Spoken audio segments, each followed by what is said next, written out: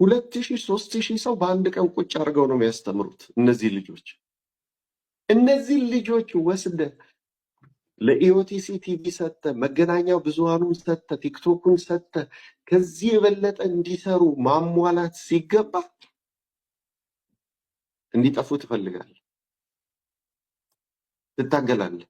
እንደዚህ እንደ እፎይ ያለ ልጅ ሊገደል እንግዲህ ላይቭ ነው የተላለፈው። ሊገደል ቤቱ ድረስ ሄዶ እንዴት እንዳመለጣቸው 500 ሺህ ብር ይሄንን ለያዘ ወይ ለገደለ ተብሎ የኛ አባቶች ምን አደረጉ?